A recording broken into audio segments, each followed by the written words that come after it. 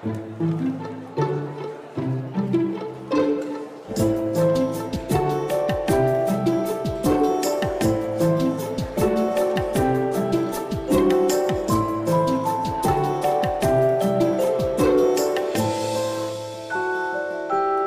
à toutes et à tous. Alors, on est ensemble aujourd'hui dans le cadre de l'exposition du mémorial consacré au marché de l'art sous l'occupation, dont la commissaire, on l'a dit, est l'historienne de l'art Emmanuelle Paula, qui a consacré sa thèse à ce sujet et qui travaille activement aujourd'hui à établir et retracer la provenance d'œuvres spoliées afin de pouvoir les restituer. Alors, l'idée de la discussion aujourd'hui, qui s'intitule donc Pillage artistique, récupération et restitution, et justement de s'attacher à des cas particuliers de collectionneurs ou de marchands d'art spoliés par la France du Vichy ou le Troisième Reich, et de raconter les parcours des œuvres et les démarches des familles auxquelles elles appartiennent pour en retrouver la trace et les récupérer. Alors pour mémoire, on peut considérer qu'environ 100 000 œuvres ont été spoliées en France pendant l'occupation. Alors aujourd'hui, pour en parler, on a donc avec nous des ayants droit des familles spoliées et des avocats qui les représentent. Donc Jean-Jacques Bauer, qui n'est pas encore arrivé, qui est donc le petit-fils de Simon Bauer, qui a consacré une grande partie de son temps à pister et tenter de récupérer les tableaux de la collection de son grand-père, dont la Cueillette des Pois de Camille Pissarro, qui est actuellement sous séquestre dans l'attente d'un jugement définitif. Cédric Fischer aussi, avec nous, donc avocat, qui représente la famille Bauer dans ses démarches pour récupérer ce tableau. Olivier Kaplan, donc le petit-fils du grand rabbin Jacob Kaplan, il est l'un des ayants droit de Georges Lévy, qui était un collectionneur d'art assassiné par les nazis à Auschwitz. Et puis Yvan Terrel, donc, qui est avocat, avec Patrick Klugman, ils ont accompagné les ayants droit de Georges Lévy dans leur démarche pour récupérer un tableau d'Odilon Redon, le vase de fleurs, qui fait lui aussi partie de l'exposition. Et puis Pierre-François Weil, donc président de Yad Vashem, et qui, à travers son métier d'avocat, a œuvré aussi, entre autres, pour la restitution d'un tableau de Koninck spolié à la famille d'Adolphe Schloss, un autre attribué à Quentin de la Tour, spolié à la famille d'Emmanuel Léonino, et enfin a récupéré l'œuvre de Thomas Couture, portrait de femme, qui appartenait à Georges Mandel, arrêté par Vichy, assassiné par la milice. Ce tableau, on peut d'ailleurs le voir aussi dans l'exposition. Alors peut-être pour commencer, pendant que Jean-Jacques Bauer s'installe, Pierre-François Weil, peut-être que vous pouvez nous dire si aujourd'hui on est dans un moment un peu nouveau, ou en tout cas dans un tournant des politiques de restitution, ou est-ce que ce tournant est arrivé un peu avant ?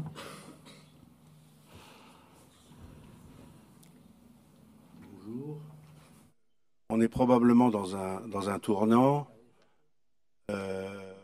marqué par... En fait, on est dans plusieurs tournants.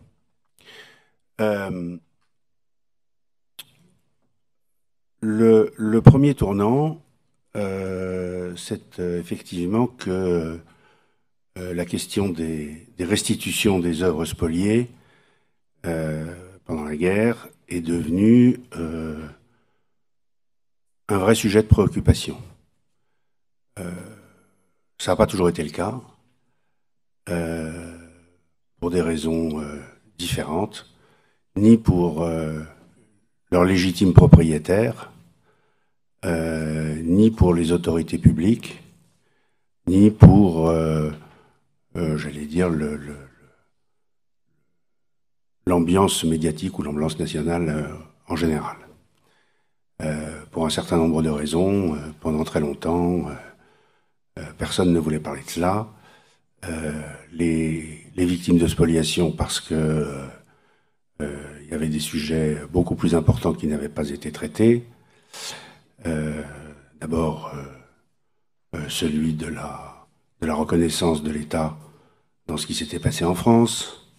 Ensuite, les deuils personnels, la question des restitutions de tous les biens économiques.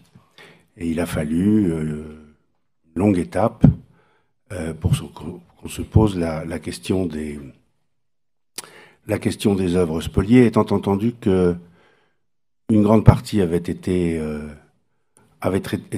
traitée d'État à État entre la France et la République fédérale d'Allemagne au moment de la réconciliation, au moment des accords entre Général de Gaulle et Adenauer.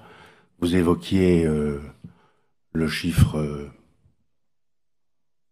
de 100 000 approximatifs, de 100 000 œuvres spoliées, mais enfin, c'est effectivement ce chiffre qu'on retient. Et il faut savoir que sur ces 100 000 œuvres, 3 ou 4 ou 5 très grandes collections représentaient très largement plus de la moitié de ces œuvres. Et qu'un certain nombre de restitutions avaient été traitées d'État à État dans des protocoles individuels signés dans les années 60, 61, 62, au moment de la réconciliation franco-allemande. Et donc beaucoup d'œuvres, probablement parmi les plus importantes, enfin en tout cas beaucoup qui se trouvaient dans des très grandes collections, ont été restituées à ce moment-là. Bon, enfin, on estime qu'il en reste probablement entre 30 et 40 000 qui ne sont pas restituées, on ne sait pas très bien. Là-dedans, il y en a sûrement tout un tas qui ont été détruites, qui sont parties en fumée, on ne sait pas très bien. Les pouvoirs publics ne s'y intéressaient pas beaucoup, parce qu'en réalité, les pouvoirs publics, ce sont les musées. Et les musées, aussi bien pour ce qui concerne vous me pardonnerez de ne pas avoir de langue de bois, mais aussi bien pour ce qui concerne les spoliations qu'en général, considèrent qu'au fond, les œuvres appartiennent à tous, que ce sont des biens de propriété nationale et que, si on ne restitue pas à son légitime propriétaire un tableau qui s'est retrouvé dans une collection nationale, peu importe qu'il provienne d'une spoliation, au fond, tout ça n'est pas très grave. Et bien souvent, un certain nombre d'œuvres dont on savait qu'ils provenaient de spoliation sont restées dans les caves pour attendre que le temps passe. Il faut dire les choses comme elles sont. Alors je sais que s'il y a des représentants parmi vous, s'il y a des représentants des musées, ils s'insurgeront contre mon propos. Mais enfin, ça reste malheureusement une réalité douloureuse. Les gens, parfois, quand ils agissent au nom de l'État ou d'une institution importante, font au nom de cette institution ou de l'État des choses qu'à titre personnel, ils n'oseraient pas faire.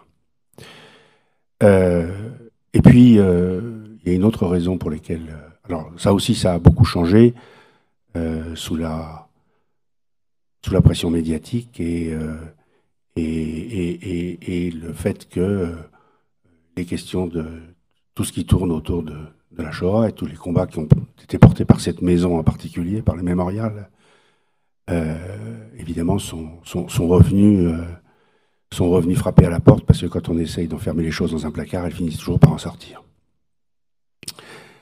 Il y a malheureusement un autre facteur qui joue dans l'autre sens, qui est la disparition progressive des gens qui ont connu ces œuvres. Pendant très longtemps, les gens chez qui ces œuvres avaient été spoliées et qui avaient survécu à la guerre étaient capables de les reconnaître. Ils étaient capables de dire, quand ils allaient dans un musée, quand ils allaient dans une exposition, quand ils allaient chez un marchand d'air, « Oh, c'est marrant, ce tableau, il était dans mon salon. » Et donc, ça pouvait justifier de réagir.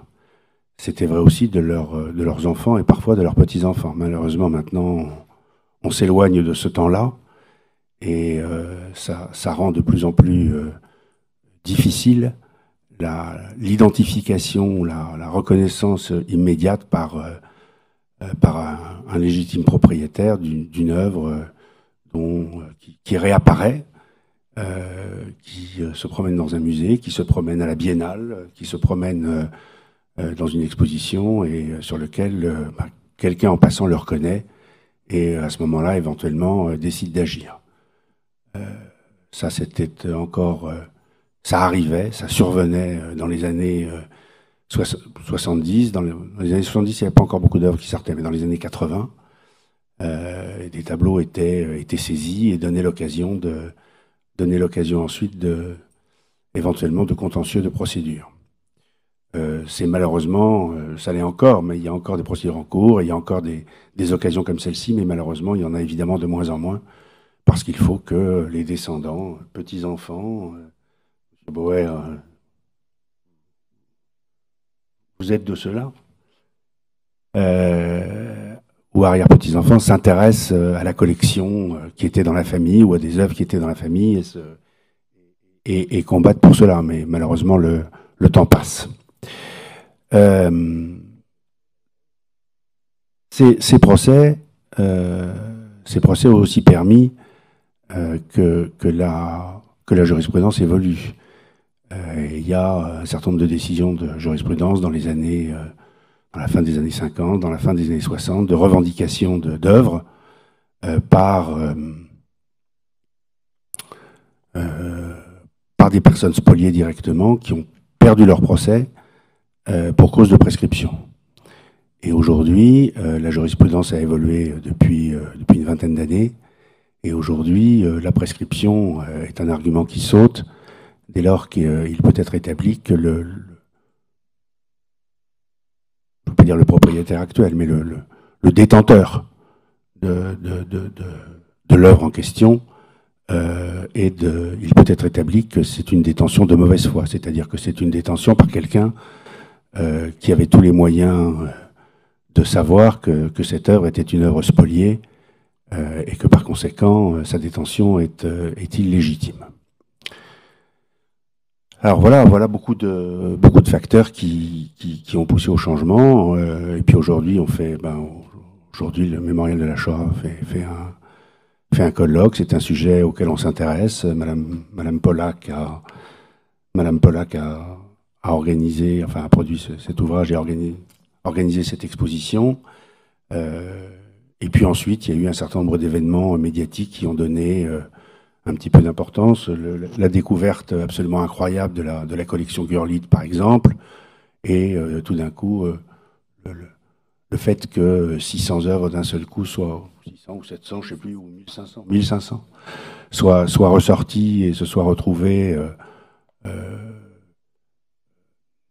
j'allais dire, appartenant à un fonds dont il était évident que le propriétaire ne pouvait pas revendiquer, le détenteur ne pouvait pas revendiquer la propriété légitime, a fait qu'on a beaucoup parlé de cette question de restitution.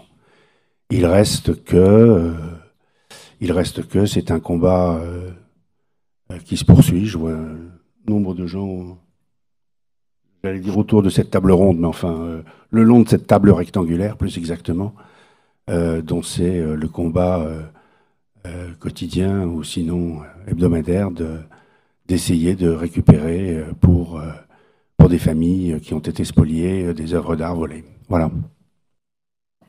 Alors peut-être on peut profiter du fait que Jean-Jacques Bauer est arrivé pour éventuellement lui demander de raconter un peu comment s'est constituée la collection de son grand-père et comment elle a été spoliée. Bon, je ne vous raconterai pas tellement comment a été constituée la collection de mon grand-père. C'était un amateur d'art. Il aimait les impressionnistes, il les a découverts et il était lié d'amitié avec Pissarro. C'est à partir de là qu'il a acheté des tableaux qui lui plaisaient. Bon. En ce qui concerne la quête pour les retrouver après qu'ils aient été confisqués par les sbires du gouvernement de Vichy, en la personne d'un dénommé Lefranc, qui était marchand de tableaux et qui avait été nommé administrateur. Je vais vous parler d'un cas particulier qui est actuellement en cours. C'est un tableau de Pissarro qui s'appelle La Cueillette des Pois, que nous avons fait séquestrer lors de l'exposition de Pissarro à Marmottan, et pour lequel nous avons eu un jugement en première instance, puis en appel, et nos vis-à-vis, si on peut appeler ça ainsi, qui en étaient les détenteurs, ont posé une question prioritaire de constitutionnalité, histoire de faire barrage. Ils ont été déboutés, et c'est toujours en cours. Normalement, la Cour de cassation devrait statuer prochainement.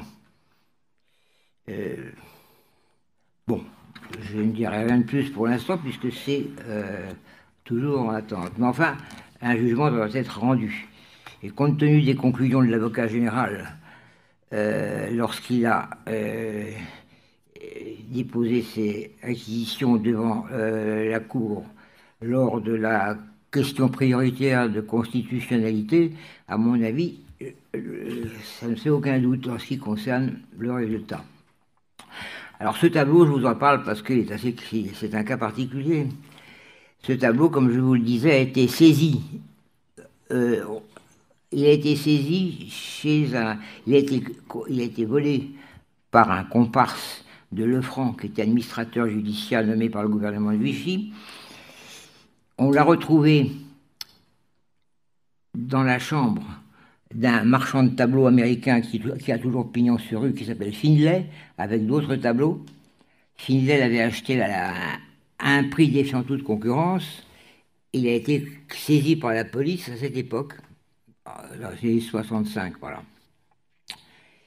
Et Finlay s'est démené comme un beau diable, et il avait fait jouer des relations qu'il avait à Washington au niveau de la Maison-Blanche. Pour obtenir que le tableau soit restitué, il faut dire que le juge qui avait le tableau, qui avait le dossier en main, était un juge qui était passé l'année d'avant, 2 années avant, devant une cour de justice pour fait de collaboration. Alors il n'a pas beaucoup hésité à restituer le tableau. Et le tableau, c'est la Cueillette des Pois, il a disparu. Et là, on l'a retrouvé à une exposition. Il avait été acheté par des collectionneurs américains qui l'exposaient à Marmottan, et on a revu le tableau. Et là, on a fait effectivement ce qu'était ce tableau, et d'où une série de procédures qui, pour l'instant, nous ont été favorables. Voilà, c'est une histoire assez intéressante en matière de restitution et en matière de spoliation. Alors peut-être, Cédric Fischer, vous êtes aux côtés donc, de Jean-Jacques Bauer pour justement les démarches en vue de la restitution de ce tableau. Peut-être vous pouvez nous expliquer justement les étapes et les stratégies qui ont été mises en place pour que cette récupération, cette restitution et cette mise sous séquestre soient possibles. Vous vouliez redire quelque chose? Oui, je voulais dire surtout que nous avons effectivement eu plusieurs cas donc, de restitution ou de négociation, parce que la situation a beaucoup changé. À une certaine époque, il n'était même pas question de parler de restitution, et on était obligé de négocier. On a bénéficié d'un concours extraordinaire de 2 personnes, historiennes. L'une, c'est Muriel de Bastiet, qui est en poste à la CIVS. Elle nous a apporté un concours exceptionnel, avec un dévouement exceptionnel à cette cause. Et l'autre personne, grâce à qui, du reste, on a pu intercepter le tableau, on a pu intervenir sur la Cueillette des Pois, c'est Elisabeth Royer, qui a démontré d'une manière extraordinaire la connaissance de ces dossiers, et avec beaucoup de dévouement, elle nous a aidés à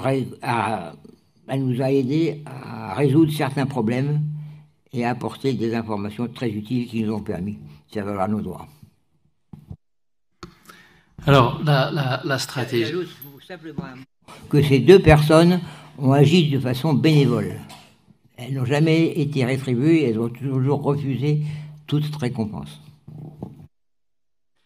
Ce que nous avons fait, Pierre-François Weil parlait de la jurisprudence qui avait évolué, parce qu'il y a eu des textes, et des textes très anciens, puisque le premier, c'est une déclaration solennelle des Alliés à Londres en janvier 1943, qui font une déclaration générale en disant contre les spoliations.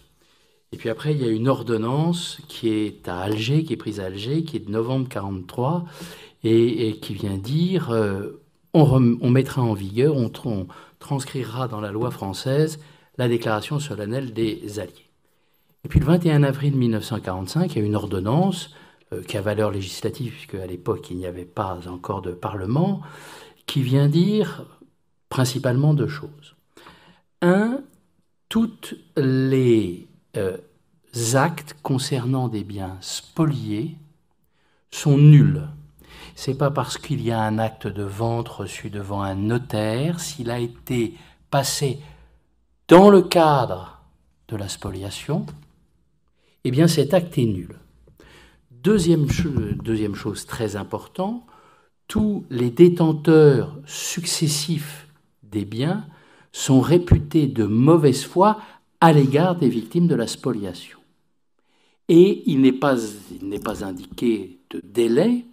Il est simplement prévu qu'une action doit être engagée dans les 6 mois postérieurement à la fin des hostilités, en 21 avril 1945, on était toujours en guerre. C'est un délai d'ailleurs qui va être reporté jusqu'en 1951. Et il y a énormément de procédures juste après la guerre pour obtenir restitution d'objets d'art, mais aussi de fonds de commerce, mais aussi de véhicules, de camions et de tous les biens qui ont été spoliés. Et qu'est-ce que nous allons faire en 2017, sachant qu'un nouveau tableau de la collection Bauer, qui comprenait 93 tableaux, va réapparaître. Il y en avait eu plusieurs, et depuis 1945, il y a eu de très nombreuses actions menées. Nous allons nous dire qu'il faut se fonder sur un texte. Et on ne peut pas simplement dire c'est un bien qui a été spolié, rendez-nous le bien spolié. On va devenir devant des magistrats qui peut-être auront envie d'ordonner la restitution du bien, mais il faudra un corps juridique, un fondement juridique pour obtenir la restitution. Deuxièmement, il y a eu des procédures ayant un fondement pénal, et notamment sur le recel. Et on s'est dit que l'appréciation d'une infraction pénale, c'est toujours beaucoup plus difficile que l'appréciation d'un droit civil. Et que des magistrats auront toujours plus de mal à prononcer une condamnation pénale en 2019 contre quelqu'un qui n'aura pas connu la guerre, qui directement n'aura pas participé à un acte de spoliation, que faire application d'un texte civil. Donc on a fait les choses en deux temps. D'abord, dans un premier temps, on a demandé le séquestre du tableau et le dossier de Marmottan, parce qu'on ne savait pas vraiment à qui il appartenait et dans quelles conditions il était arrivé en France. Et le Code de procédure civile donne des outils pour aller voir un tiers en disant « donnez-nous des documents ». On a obtenu cette décision, et de façon d'ailleurs très étonnante, les détenteurs du tableau, qui était une famille américaine, se sont opposés au séquestre, en venant sous-entendre qu'ils n'avaient pas confiance en la justice française, qui était quand même pas très malin de leur part, et qu'il fallait aller aux États-Unis pour demander la restitution.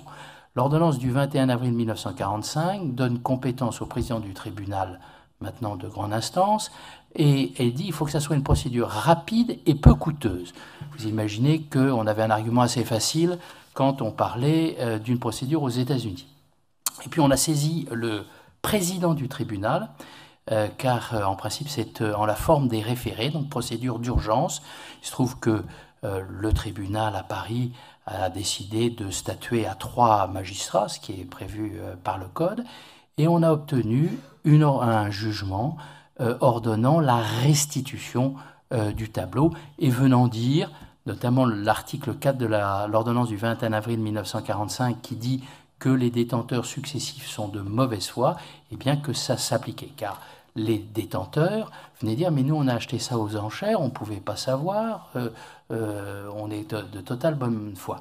Oui, mais il y a un texte tout à fait particulier qui vient instituer une présomption de mauvaise foi. Ils ont bien sûr fait appel, on a gagné devant la cour d'appel, et ils ont fait un pourvoi en cassation, et devant la cour de cassation, pour la première fois, ils ont soulevé ce que disait Jean-Jacques Bauer, une question prioritaire de constitutionnalité, c'est-à-dire un moyen venant dire en réalité l'ordonnance de 1945 est contraire à notre constitution de 58.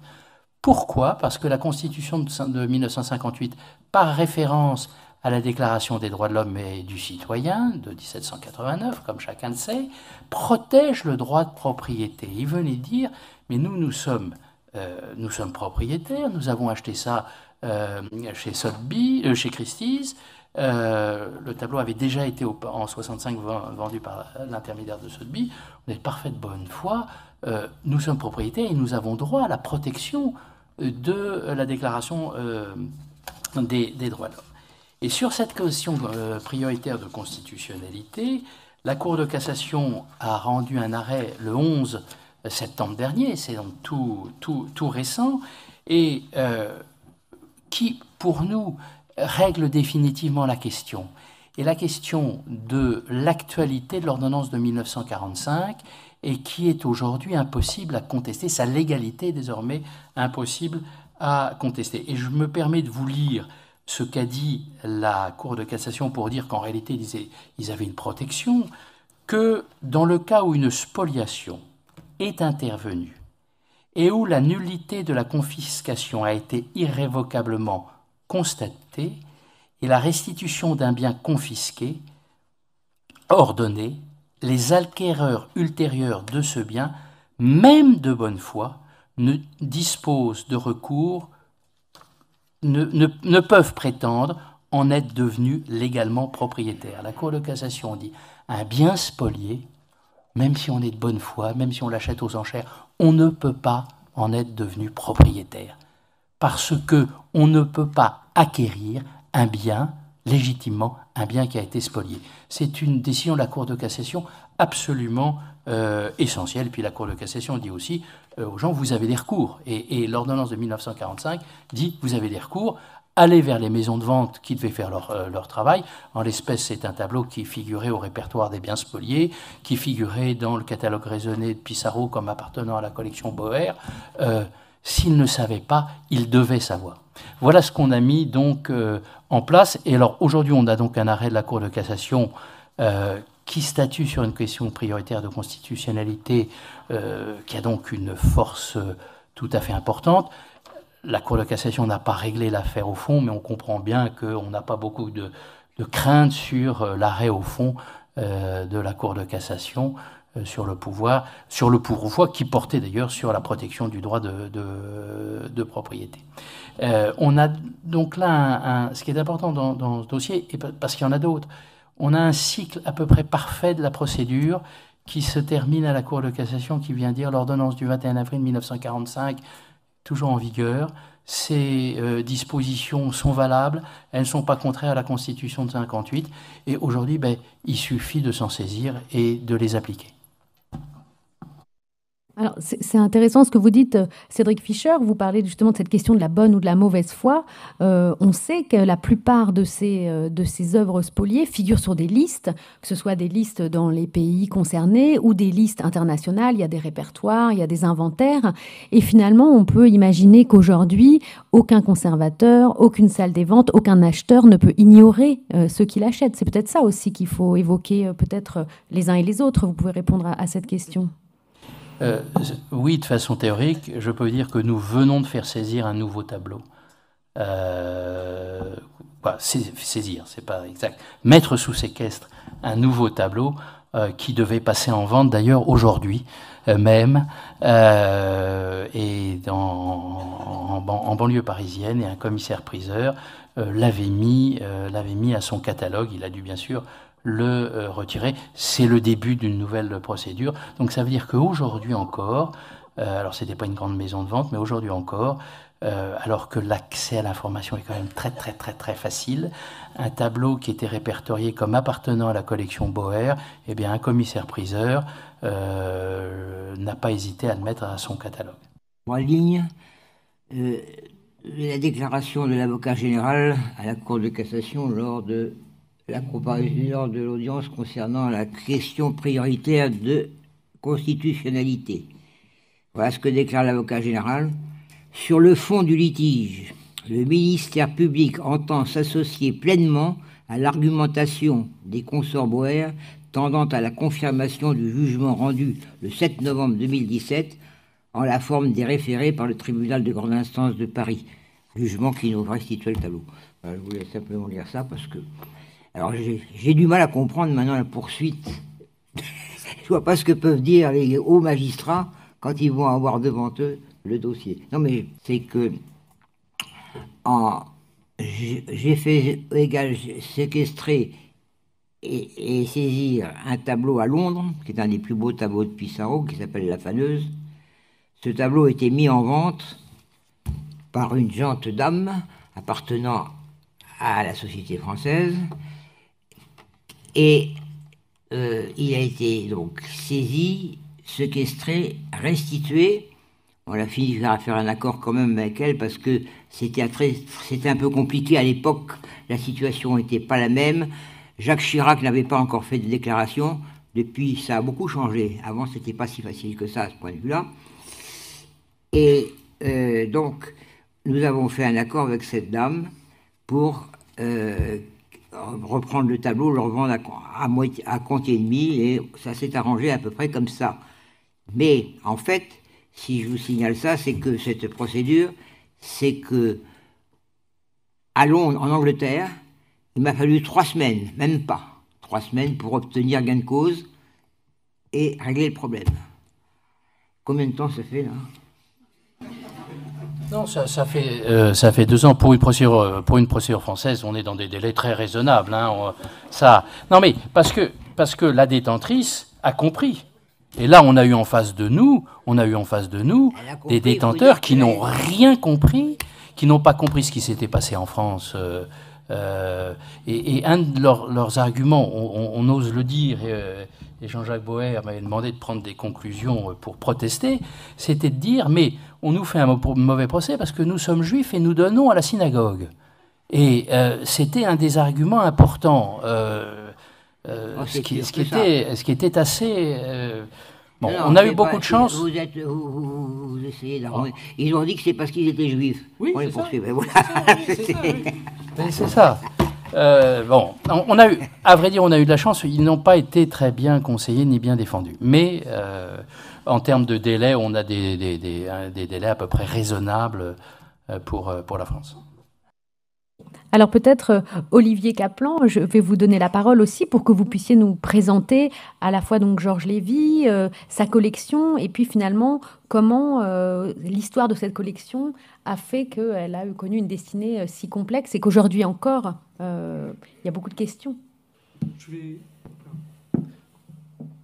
vais vous parler de ce tableau de Dillon Redon qui est le vase de fleurs qui se trouve exposé au mémorial ici, dans la salle où trois œuvres spoliées et récupérées sont exposées. Et cette histoire est assez exemplaire et soulève beaucoup de questions, puisque sur le point que vous citiez en disant tout est répertorié, les listes sont accessibles, finalement on s'aperçoit que ce n'est absolument pas aussi simple. En fait, qui détient les bases de données? Certaines des bases de données sont au ministère des Affaires étrangères dans des fiches qu'il faut aller consulter manuellement. Il n'y a aucune informatisation. Parallèlement, quand vous regardez les MNR du Louvre, il y a 2 petites salles qui sont consacrées aux MNR. Donc, où est la visibilité sur l'ensemble des MNR? Et après, lorsque vous voulez récupérer un tableau, on vous dit mais est-ce que ce tableau appartenait bien? Est-ce que c'est celui qui était bien en possession au moment où vous le réclamez de l'ancien propriétaire? Alors la particularité de l'histoire de ce tableau et de Georges Lévy, c'est que finalement, en fait, nous ne sommes pas de la famille de Georges Lévy. Donc Georges Lévy était un collectionneur, un grand collectionneur qui avait une collection importante de peintres du 19e et du début du 20e siècle. Et en fait, il avait noué des relations d'amitié et de respect avec mon grand-père, donc le grand rabbin, qui n'était pas encore grand rabbin à l'époque, Jacob Kaplan. Et en 1939, Georges Lévy a fait un testament pour finalement léguer quasiment la totalité de sa collection à Jacob Kaplan, mais en tant qu'exécuteur testamentaire pour pouvoir vendre ses œuvres au profit de familles israélites touchées par la guerre. Ensuite, cette collection, donc Georges Lévy a été déporté, d'abord arrêté à Drancy, puis déporté à Auschwitz où il est mort. Et sa collection se trouvait dans un coffre à la Société Générale. Elle a été prise par les autorités allemandes en 1943. Et donc la collection a disparu. Après la guerre, mon grand-père qui avait... je n'ai pas mentionné le fait qu'il avait fait un 2e testament pour dire effectivement que à ce moment-là, Jacob Kaplan était légataire universel pour pouvoir restituer ses œuvres, enfin le produit de leur vente, à des œuvres ou à des familles israélites touchées par la guerre. Donc, que s'est-il passé ensuite ? On a récupéré, juste après la guerre, trois œuvres sur une collection beaucoup plus importante. Et ensuite, on n'a jamais retrouvé d'autres œuvres, à part récemment le vase de fleurs de Dillon Redon. Entre-temps, il y a eu des procédures.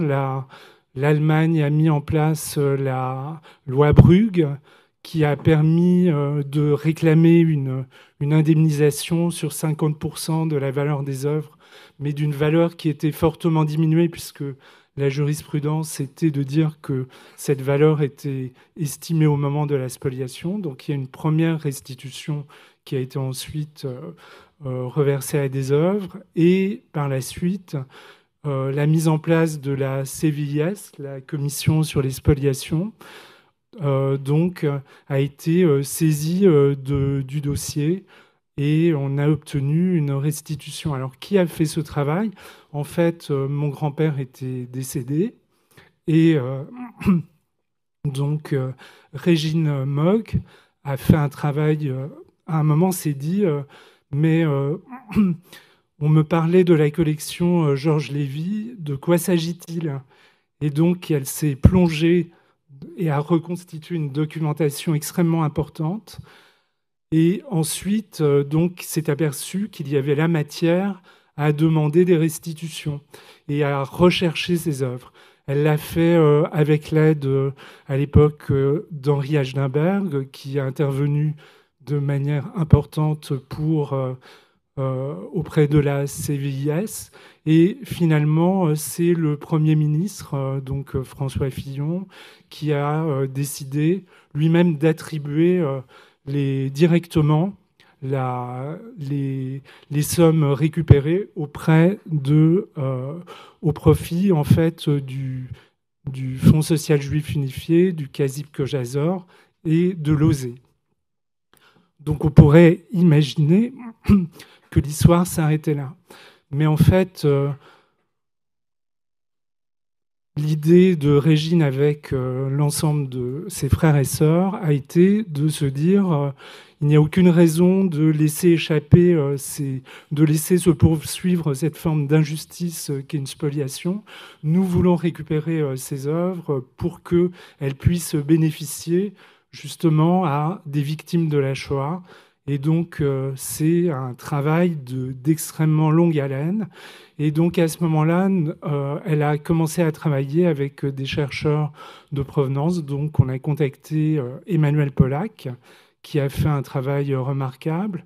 Et on s'est demandé comment pouvions-nous collaborer avec elle pour pouvoir perpétuer et organiser les recherches qui ont aussi un coût et prennent du temps.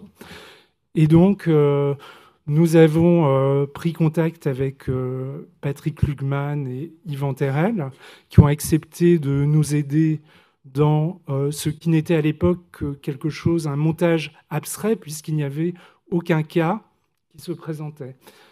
Et donc, je vous en remercie, ainsi que Patrick Lugman et Emmanuel Pollack. Et donc, nous avons été à un moment avertis par Artlos, qui est un organisme en fait privé, mais qui détient la base de données la plus à jour sur les spoliations, et que Régine Mogg et Henri Agenberg avaient contacté en signalant à Artlos l'ensemble des œuvres qui avaient été volées par les nazis. Artlos, à un moment, nous a contactés en disant « Il semble qu'il y ait une œuvre qui apparaisse dans une vente aux enchères et qui pourrait être l'une de celles que vous avez décrites dans votre inventaire. » Donc, à ce moment-là, on s'est retrouvé face à un cas réel. Et donc, il a fallu faire l'ensemble des recherches, d'une part, pour retrouver cette disons, l'identité de cette œuvre pour prouver son appartenance. Et là, Emmanuel Pollack nous a beaucoup aidé, notamment avec la description de l'œuvre, avec le fait qu'elle était dans un catalogue, en fait, dans une revue d'écho où elle avait été photographiée dans l'appartement de Georges Lévy, donc ce qui permettait d'identifier l'œuvre. Et ensuite, je vais laisser la parole à Yvan Terrel pour expliquer toute la suite de son montage. Mais je voudrais juste souligner que même si c'est un cas particulier qui s'est très bien terminé, puisque nous avons obtenu la restitution de ce tableau finalement en quelques mois, donc mais nous n'avons pas eu réellement à passer par la justice française, hein, nous avons trouvé un accord. Donc même si c'est le cas, on se heurte à de nombreuses difficultés. Comment prouver le fait que vous êtes toujours propriétaire du tableau au moment de la spoliation? Comment prouver que c'est bien le tableau et qu'il n'y a pas eu 5 vases de fleurs créés, peints par Odilon Redon? Comment ensuite, enfin, il y a toute une série de choses qui viennent faire obstacle à même la demande de restitution. Et donc, je vais laisser la parole à Yvan Terrel pour qu'il explique comment on les a levés dans ce cas précis. Merci. Alors d'abord, effectivement, grand merci au Mémorial pour leur invitation. Ensuite, vous précisez que je vais parler, bien sûr, en mon nom, mais aussi de celui de Patrick Lugman qui devait être présent, qui s'excuse, malheureusement, il n'a pas pu être présent. Mais je parle pour nous deux. Nous avons suivi tous les deux cette affaire, si je puis dire, et puis également l'honneur finalement que ça a été, et que c'est de toujours travailler aux côtés de M. Kaplan, de Mme Moog, avec le renfort essentiel de Mme Pollack sur ces problématiques, parce que ça a fait écho à plein de choses, parce que le travail qui est fait, il y a quand même un impératif derrière qui est le même pour tous, hein, autour de cette table, qui est celui de justice, tout simplement. Que des choses ne soient pas oubliées et que le temps ne vienne pas couvrir des injustices. Alors effectivement, sur le procédé, il se trouve que dans le cas de la succession, enfin de la collection de M. Georges Lévy, il y avait déjà eu un précédent finalement avec la justice française, puisque s'était posé la question à l'occasion du processus d'indemnisation auprès de la CVIS, qui, comme ça a été rappelé, une question de droit qui avait été posée sur la valorisation dont il fallait tenir compte pour l'évaluation des montants d'indemnisation, qui avait donné lieu d'ailleurs à une décision du Conseil d'État. Là, il se trouve que nous étions rencontrés, je crois, avant les congés de 2018, comme ça a été rappelé, pour prendre la main aussi sur le travail qui avait été fait par notre excellent confrère Adjenberg, et cette perspective d'œuvre qui pourrait, mais c'était totalement hypothétique au moment où on s'était rencontrés, réapparaître, et l'idée de continuer ce travail, de ne pas considérer que le processus d'indemnisation permettait de clore définitivement le sujet. Et il se trouve donc quelques mois après, à la rentrée, donc en 2018, donc sur un signalement d'Artlos. Alors, je vais peut-être préciser, parce que pour nous, c'est des concepts ou des entités ou des choses comme le séquestre, etc., qui sont notre langue de juriste, mais qui sont peut-être qui sont pas là dans la langue commune. Voilà, placer quelqu'un ou quelque chose sous séquestre, ça peut paraître un peu effrayant, rassurez-vous. Donc Artlos, c'est un organisme qui effectivement va sur un système déclaratoire. On peut y indiquer des œuvres qui sont recherchées, qui ont disparu, dont on recherche la provenance, et qui va se charger de son côté de scanner, finalement, de surveiller l'ensemble des ventes qui vont être organisées et mettre en correspondance, finalement, leur répertoire et puis cette surveillance qu'ils ont là. Et il se trouve que là, une alerte s'est déclenchée à l'occasion d'une vente qui devait se tenir à la rentrée 2018. Et d'ailleurs, on l'a su que quelques jours ou quelques semaines, finalement, avant la date de mise en vente. Donc, il a fallu se mettre en action très rapidement. L'objectif étant d'abord de mettre un pied dans la porte finalement, c'est-à-dire que l'œuvre, une fois réapparue, ne disparaisse pas à nouveau dans la nature pour des mois, des années, des dizaines d'années, voire à jamais. Donc le premier impératif, c'est de mettre le pied dans la porte. Et là-dessus, nous avions bénéficié effectivement du travail très important et très fourni et très approfondi qui avait déjà été réalisé au moment notamment du travail de la procédure d'indemnisation, et puis également le complément qui avait pu être fait avec Emmanuel Pollack sur le fait qu'une fois, voilà, une fois qu'on a le tableau, eh bien, s'assurer de sa provenance, parce qu'on ne peut pas venir comme ça en disant sans rien, ce tableau appartenait à Georges Lévy. Donc il y a un travail documentaire important qui a été fait, et là, c'est vrai que il y avait des éléments positifs et des éléments un peu plus qui pouvaient être problématiques, parce que bien sûr, sur les documents qu'on a de l'époque, les quelques documents, parfois il y a des choses qui vont pas forcément correspondre, des problèmes de titre, là ces vases de fleurs. Vous imaginez bien qu'en plus pour ce peintre d'Isle-Adam, on a plusieurs vases de fleurs, des problématiques de mesure par exemple, de taille, d'orthographe. Mais dans ce dossier, on avait effectivement, ça a été rappelé, des photographies qui avaient été publiées dans une revue, donc on avait pu retrouver, où on voyait très clairement le tableau au domicile de monsieur Georges Lévy. Donc, une fois ces documents réunis et très rapidement, l'objectif, ça a été d'abord de mettre un pied dans la porte en envoyant une mise en demeure auprès de la maison de vente chargée d'organiser la vente aux enchères. Très rapidement, ceux-ci ont pris attache avec nous et ont, de leur côté, averti, bien sûr, le vendeur sur le fait que nous sollicitions, par mise en demeure, le retrait de la vente d'abord, et en prétendant représenter une partie qui a des droits sur cette œuvre. La maison de vente a accepté de sortir le tableau de la vente. Donc, première étape, s'assurer d'abord qu'elle ne disparaisse pas à nouveau. Deuxième étape, c'est sécuriser ce processus avec cette mesure de séquestre à nouveau.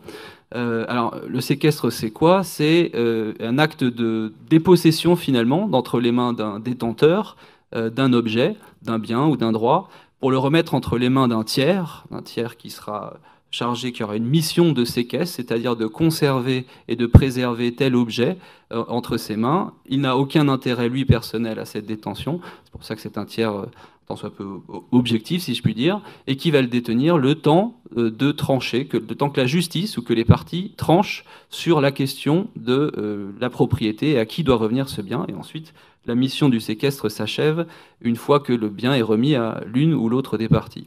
Alors, il se trouve en plus que la mesure de séquestre qu'on a sollicitée par ordonnance, c'est-à-dire dans le cadre d'une demande non contradictoire, puisque le problème c'est que nous n'avions pas l'identité du vendeur, donc personne qui a signé. Nous connaissions l'identité simplement de la maison de vente, qui refusait, enfin qui n'était pas en mesure de nous donner les coordonnées, bien sûr, du vendeur. Donc on a agi, et puis compte tenu de l'urgence aussi, de solliciter directement dans un cas non contradictoire, c'est-à-dire on est seul face au magistrat. Il se trouve en plus que le magistrat devant lequel nous avons demandé cette mesure de séquestre était le président qui était intervenu dans l'affaire concernant ce Bissaro et dans laquelle est intervenu mon confrère. Donc je suis arrivé 1 an après. Il était parfaitement au fait finalement de ces problématiques et d'ailleurs très intéressé. Et je dois vous avouer d'ailleurs même que j'avais, par acquis de conscience, parce qu'on avait travaillé en grande urgence pour tout bloquer, j'étais pas très au fait de l'historique d'Odilon Redon, que j'avais un peu travaillé juste avant de soutenir, puisqu'on la soutient dans le bureau du magistrat, avant de rentrer dans le bureau du magistrat. Il se trouve qu'en plus le président était très au courant de l'historique de ce peintre, donc passionné par ce que j'étais en train de lui raconter et de lui soutenir, et qu'il a donc accordé cette ordonnance assez rapidement, à charge pour nous et pour les... Alors, à charge pour nous, finalement, de saisir un juge, là, pour trancher au fond, cette question de la restitution, puisque le séquestre est par définition une mesure provisoire. Il se trouve que, au moment de choisir qui devait être ce tiers séquestre, nous avions plusieurs idées à l'esprit, et c'est le mémorial qui avait été choisi. Vous verrez que dans la suite, les étoiles vont continuer à peu près de s'aligner. puisqu'on parle bien d'une œuvre que vous pouvez voir à quelques étages d'ici. Et donc c'est le mémorial qui avait été choisi pour détenir cette œuvre, le temps finalement de trancher ce problème de sa restitution ou non. Et ensuite, alors j'ai une limite finalement à mon intervention, puisque des impératifs, disons, de confidentialité, puisque dans cette affaire, nous avons eu la chance, si je puis dire, de ne pas avoir à connaître une procédure judiciaire avec toute l'adversité, le temps et l'investissement que cela implique, mais d'avoir pu rentrer en contact, puisque finalement, un conseil, un avocat, un confrère est venu à notre contact au sujet, pour représenter le vendeur, justement. Alors, je ne pourrais rien dire de nos échanges, puisqu'ils sont par nature confidentiels. Vous connaissez le dénouement, puisque le tableau est aujourd'hui ici. Et pour le reste, je serais tenu à des éléments de confidentialité, mais je pourrais peut-être évoquer quelques problématiques, toujours dans une perspective d'avocat et juridique ou judiciaire, qui ont trait finalement à ces discussions. Parce que le premier point, c'est effectivement de s'assurer, pour l'autre partie, de s'assurer de ce que les éléments que nous avancions permettaient d'avoir la certitude minimum de ce que nous parlions de la même œuvre, de ce que nous avions suffisamment de documents pour attester de ce que c'était bien une œuvre qui ressortait de la collection Georges Lévy. En plus, ça a été expliqué, les personnes que nous représentons ne sont pas des successeurs directs, donc ça veut dire expliquer aussi cette démarche qui est une démarche particulière et qui fait partie aussi de la symbolique de ce dossier, parce que quand vous avez entre les mains certains documents qui avaient été retrouvés par Madame Moog, notamment des testaments, notamment un testament écrit à Drancy, où Monsieur Georges Lévy désigne comme exécuteur testamentaire Jacob Kaplan, vous tenez ça entre vos mains, vous avez la froideur du document et du vocabulaire administratif, mais vous en avez des frissons quand vous imaginez dans quelles conditions est-ce que ça a été rédigé et qu'est-ce que Monsieur Georges Lévy devait avoir à l'esprit en rédigeant ces lignes, en les faisant rédiger à Drancy, de penser que son œuvre, sa collection, si elle devait être retrouvée, en tout cas les œuvres qu'il a composées, pourraient in fine servir à aider les familles, je reprends l'expression, ces familles israélites nécessiteuses, à charge pour Jacob Kaplan de remplir cette mission. Donc il faut faire comprendre tout ça à l'autre partie, le documenter avec toutes les difficultés du temps qui passe, des quelques documents qu'on peut avoir. Mais là-dessus, il faut dire que sur ce tableau, on avait quand même des éléments sérieux et difficiles à remettre en cause.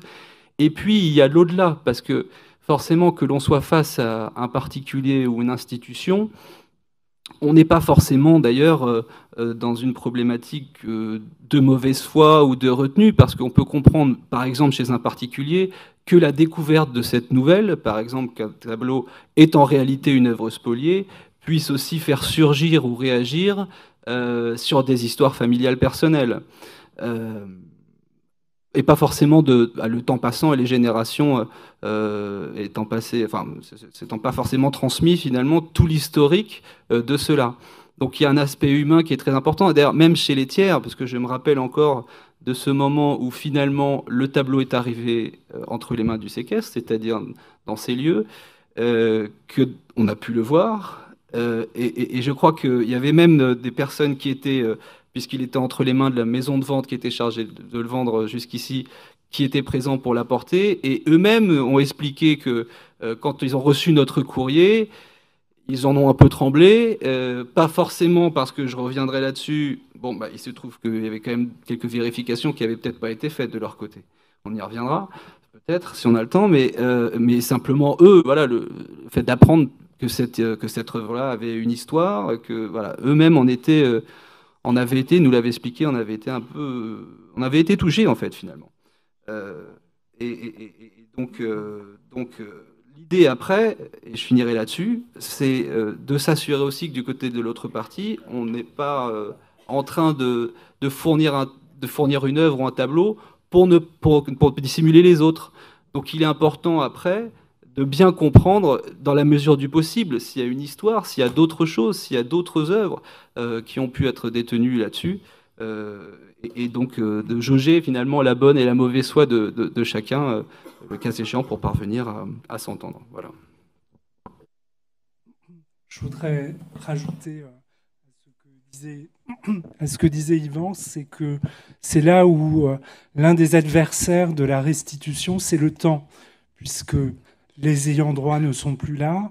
Donc nous cherchons à perpétuer ce devoir moral vis-à-vis de Georges Lévy, de faire en sorte que, comme le disait par exemple Marguerite Yourcenar, au fond, la mémoire se cache au fond de l'oubli. Alors peut-être, Pierre-François Weil, il y a un autre tableau qui est exposé actuellement dans l'exposition, un portrait donc de Thomas Couture qui appartenait à Georges Mandel. Est-ce que vous pouvez nous dire peut-être justement l'importance de ces questions de provenance, de ces questions de preuve dans ce long travail qui a permis la restitution de ce tableau ?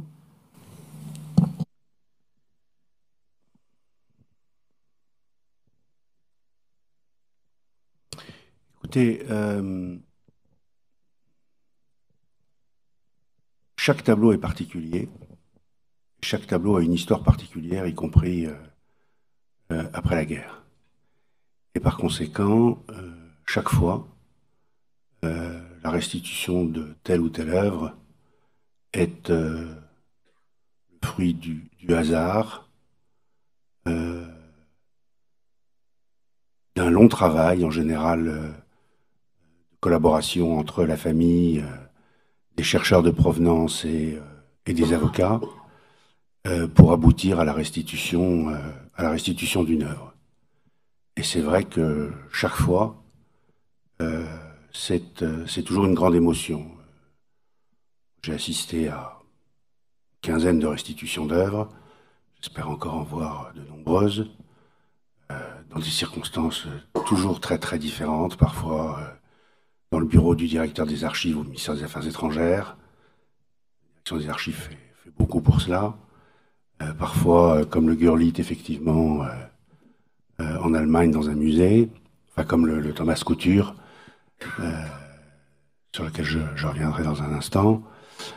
Parfois, à l'issue d'une procédure judiciaire, à l'issue d'une saisie et la récupération après avoir gagné en justice. C'est toujours différent, ce sont au fond toujours des anecdotes individuelles qui sont toutes différentes.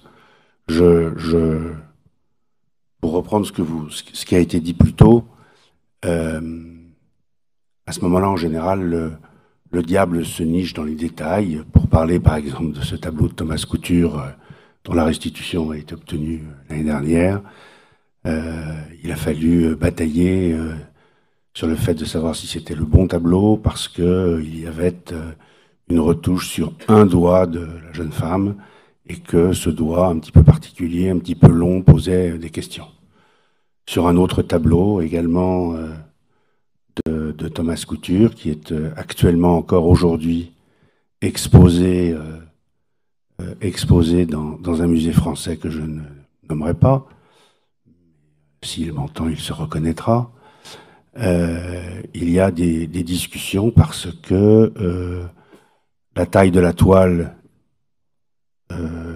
sur les documents que nous détenons montre qu'il y a une différence d'un demi-centimètre par rapport à la taille de la toile qui est dans le musée, ce qui ne veut pas dire que le tableau n'a pas été coupé, par exemple, pour être plus rapidement roulé. Enfin, tous les arguments sont bons. Donc, c'est chaque fois un combat très long. Je pense que ce qui est plus intéressant, ce qui peut être dit ici et ce qui doit être dit, c'est ce qui peut être fait de façon plus systémique.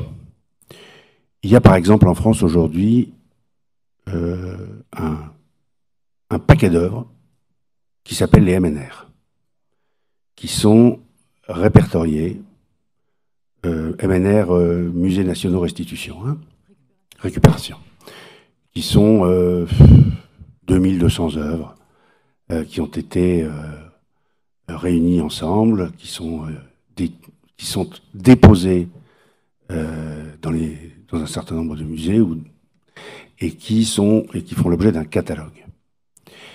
Et en 75 ans, on en a restitué moins de 20. C'est-à-dire qu'au rythme auquel nous allons, nous y serons encore dans plus de 100 ans.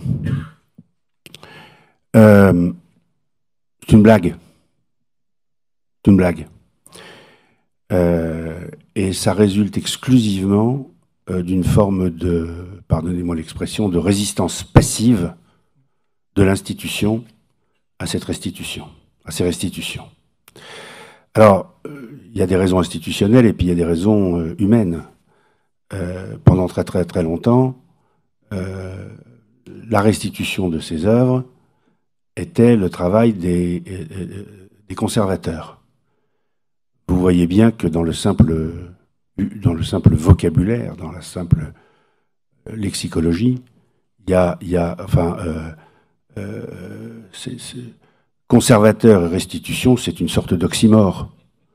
Et par conséquent, eh bien, tout est bon, même inconsciemment, pour ne pas restituer. C'est le débat que nous avons à l'heure actuelle sur ce tableau de Thomas Couture, dont on nous explique que, bon, voilà, bien. Parce que les preuves qui peuvent exister, eh bien, elles sont un testament, elles sont une liste d'inventaire, elles sont une photographie, elles sont très diverses, les sources que peuvent avoir les familles. Mais elles ne sont en général pas précises, complètes, cohérentes, parce que la plupart des gens n'anticipaient pas qu'ils allaient être spoliés, tout simplement. Et que par conséquent, ils n'avaient pas un très bel inventaire complet, exhaustif des œuvres qu'ils avaient. Et s'il n'y a pas une volonté politique d'un travail de restitution et d'un travail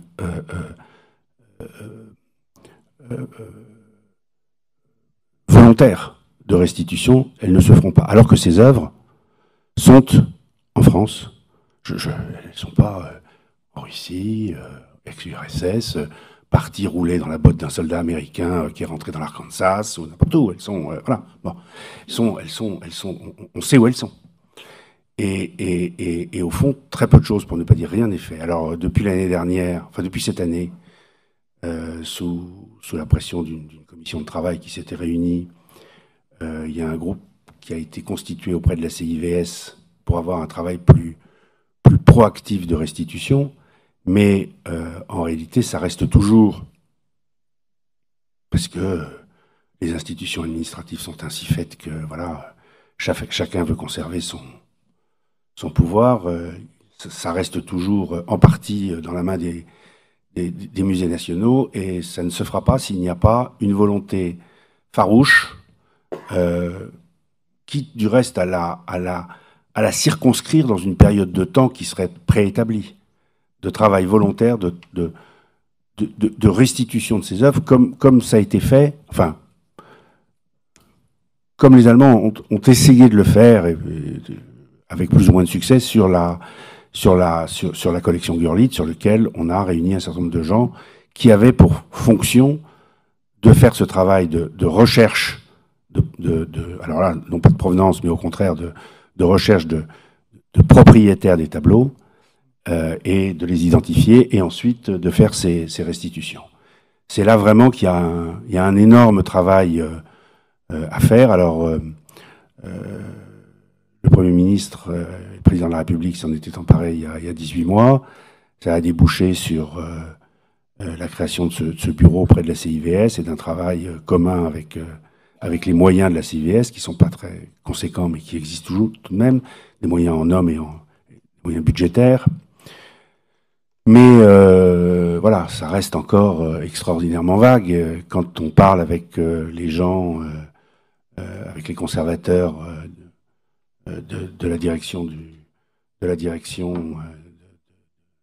ministère de la Culture, il ne faut pas très longtemps pour qu'ils vous expliquent que dans les MNR, c'est pas si simple, parce que tout de même, il n'y a pas que des œuvres spoliées. La preuve, il y a un service AT qui avait été commandé par Göring et payé par Göring au musée de Sèvres, Et donc, vous voyez bien que ce service athée, il n'a pas été spolié puisqu'il a été fabriqué directement pour Göring, et par conséquent, il n'y a personne à qui le restituer puisqu'il avait été payé à l'État français. Bon, c'est une blague, là encore, parce que c'est 1 sur 2200. Donc, c'est pas qualifiable parce que si ça l'était, ça serait probablement avec un vocabulaire plus virulent que celui qu'on peut utiliser dans une table ronde. Mais c'est extrêmement choquant. Et s'il n'y a pas cette détermination, cette volonté des pouvoirs publics et de l'ensemble des administrations de faire ce travail de recherche, d'identification des familles et des propriétaires, ça ne se fera pas. D'autant que, encore une fois, j'allais dire, je ne sais pas comment fonctionne la succession Kaplan, mais dans les successions, on en est à la 2e, à la 3e, à la 4e génération. Ça concerne 10, 20, 30, 40 personnes qui sont des gens très différents, éclatés dans le monde entier. Voilà. Parce que pour le reste, on voit toutes sortes de restitutions, plus ou moins volontaires, avec l'intervention aussi, il faut le dire tout de même, des grandes maisons des grandes maisons, des grandes maisons des grands marchands, enfin de Christie's et Sotheby's en particulier, qui dans les années 2000, alors que jusqu'aux années 2000, au fond, ils étaient relativement indifférents à ces questions et ont beaucoup servi pardonnez-moi l'expression, de lessiveuse pour un certain nombre d'œuvres. Depuis le début des années 2000, ils ont au contraire une politique très proactive d'éthique. Et donc, normalement, quand des tableaux passent chez eux, soit sous la pression d'Art Loss, effectivement, soit même spontanément, ils contactent les familles des familles spoliées et se manifestent. Nous sommes en train, par exemple, je suis en train de récupérer un tableau qui a été restitué récemment.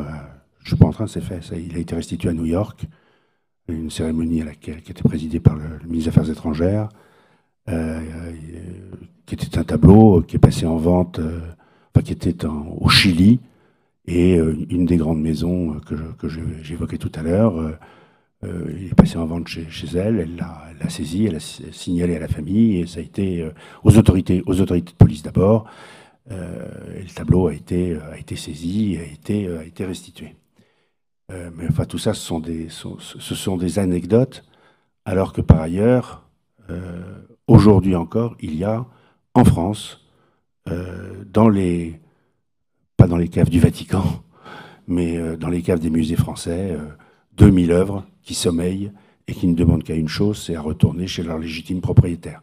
Ça, je crois que c'était vraiment un combat à mener, qui n'est pas, encore une fois, un combat œuvre par œuvre, mais un combat pour que la France termine son travail de regarder son histoire.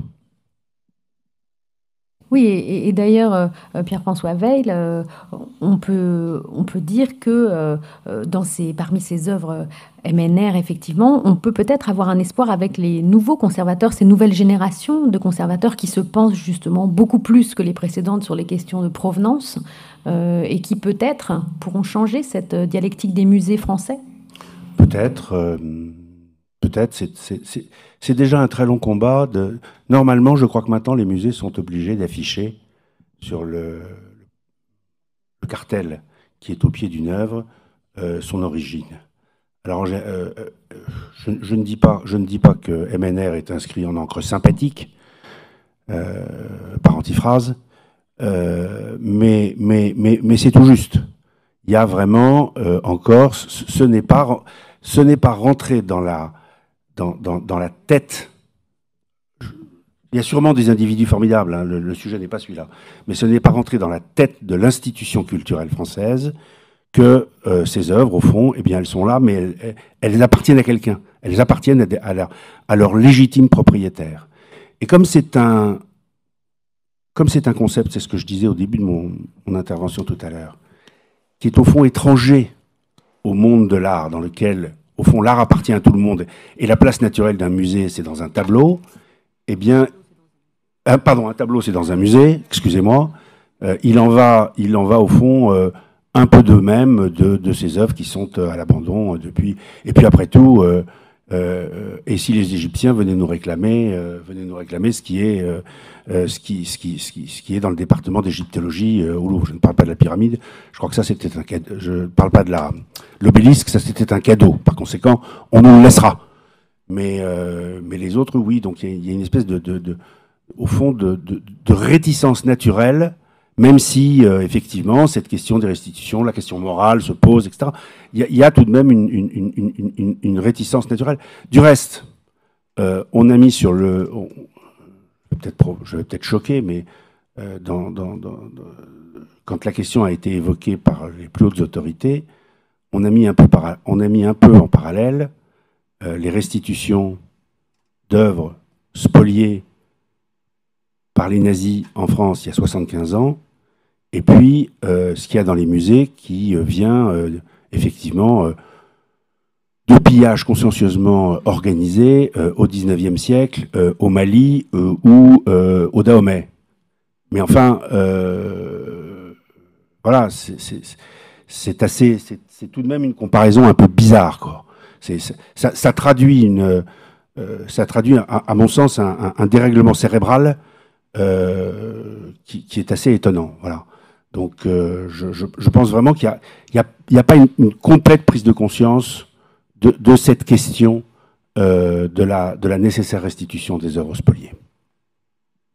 Même si, encore une fois, il y a beaucoup de progrès. Alors peut-être les uns ou les autres, vous avez justement, vous, des choses à dire, des commentaires à faire, justement ces espèces d'espoirs, peut-être qui sont encore que des espoirs sur un changement des politiques, notamment des politiques des musées en France, sur ces questions. En fait, on voit que ce qui manque, par exemple, vous évoquiez justement ce cas des MNR, il n'y a aucune transparence sur un fichier centralisé qui permettrait de consulter l'ensemble des MNR à distance pour des ayants droit potentiels. Donc déjà, même avant de rechercher les ayants droit, personne ne peut aller, donc il faut aller dans chaque musée pour avoir cette information.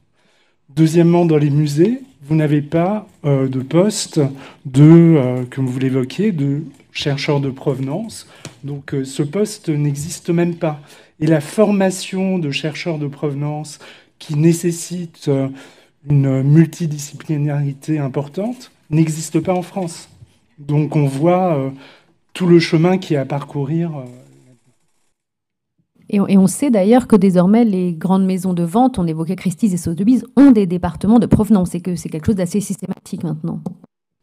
Alors oui, mais dans le cas de l'Odilon Redon, en fait, c'est Artlos nous a saisis et le tableau était mis en vente sans que la maison de vente nous prévienne. Donc, elles jouent leur rôle, mais peut-être pas de manière systématique.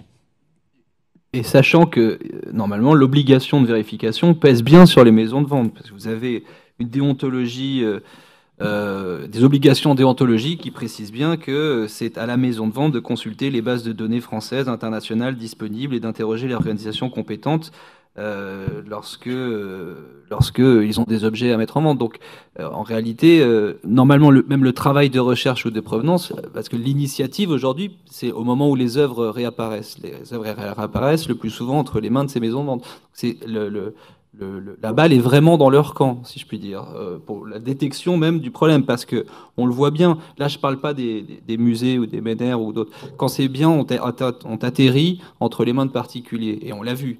Il y a eu quand même toute une période où des biens ont pu, au moment, être mis en vente et circuler, pas forcément récupérés par des musées ou des institutions, mais simplement par des particuliers, et dans une espèce de marché gris. C'est thème quand même de l'exposition là, et donc on pu passer de main en main.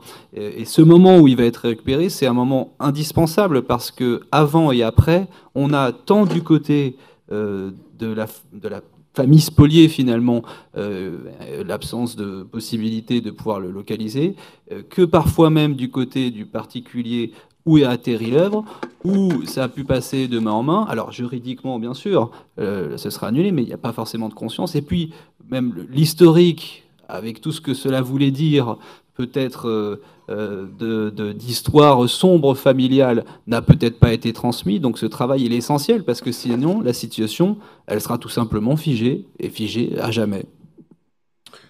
Je voudrais ajouter, parce que mon ami Cédric Fischer disait que les procédures civiles étaient plus efficaces que les procédures pénales. Je crois quand même qu'il faut préciser que la peur du gendarme, c'est pas si mal, parce que ce qui a fait bouger les maisons de vente en réalité, et ce qui a fait en particulier que Sotheby's et Christie's ont modifié leur charte, introduit des obligations déontologiques et fait véritablement ce travail de vérification systématique des œuvres qui passaient en vente chez eux auprès de Art Loss en particulier. C'est certes une pression ambiante à la fin des années 90, pression médiatique, une pression... voilà.